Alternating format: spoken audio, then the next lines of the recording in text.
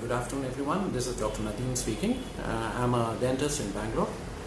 I would just like to highlight a few of the basic things which has to be kept in our inventory. One of the most the prioritized equipment now is a good pulse oximeter.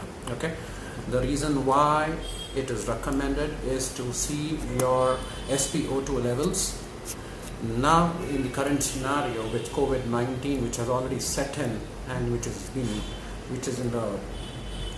is exploding, every patient who is walking into your practices are either symptomatic or asymptomatic. The virus itself, the genome of the virus is acting so differently every time. So I think the new symptoms which are given by the medical fraternity is they need not have any fever or breathlessness. They can just have a headache and a rash or a stomach upset. They are still asymptomatic but running these kind of symptoms, which is quite unique.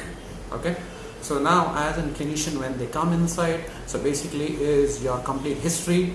When your history is clean, now the other two things you are going to depend is on your oximeter and your temperatures.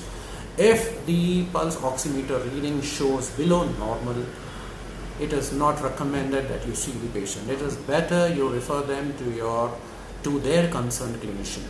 Now basically, what is SpO2? SpO2 is nothing but peripheral capillary oxygen saturation of the blood.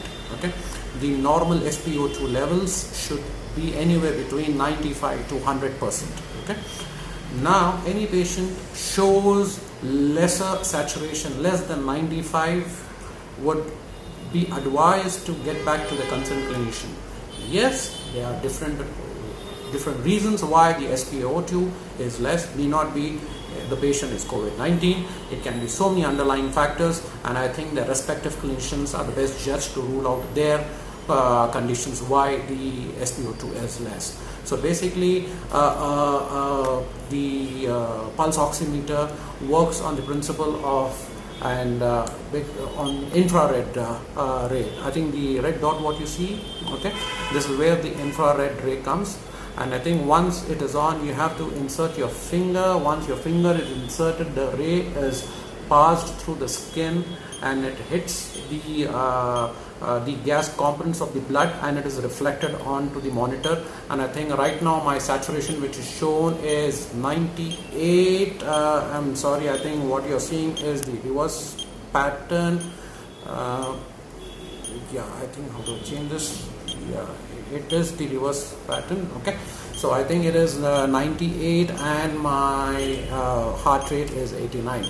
So anything 98, 99, 100 or anything above 95 is good.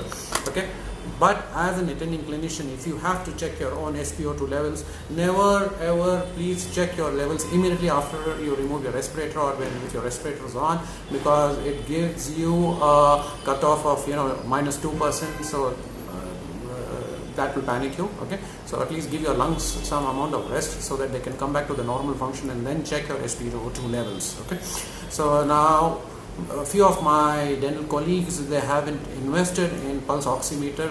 Please do invest in an oximeter. I think that would give you enough leverage, enough safety in your practice to send few patients who are asymptomatic, who are showing lesser SpO2, and you can refer them back to their respective clinicians. I hope I have conveyed some amount of message to all my colleagues and even the general public. I think now at the present scenario, I think they should have a good digital thermometer, and any elderly people in the house with any comorbid conditions like any asthma or any lung issues, any medical conditions, try to have an oximeter at your place and keep monitoring them. That would be safe. Okay, but please do not self-medicate and self-assess your condition. Please get back to your health providers. They will do the needful. Thank you. Take care and be safe. Practice safely. Bye.